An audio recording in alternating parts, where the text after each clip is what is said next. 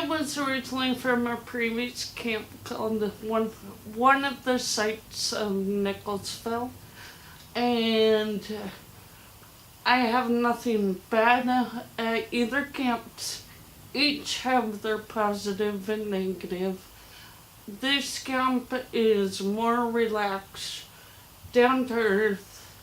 Yeah, it's not involved with the city as residents involved, but we got our board members that are totally involved. They're really good here.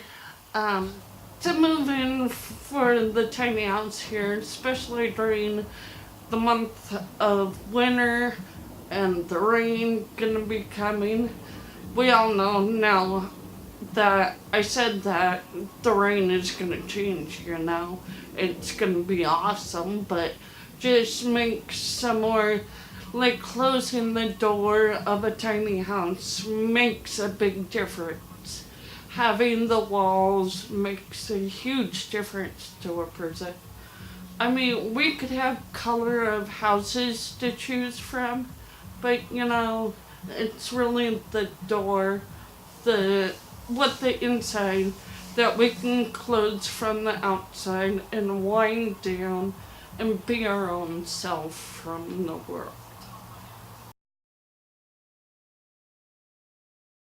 I appreciate everything that Camp Second Chance has given me.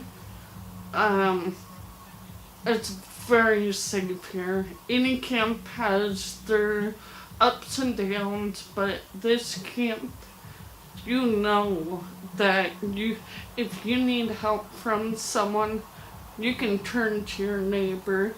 The person outside your door will help. This camp is a family.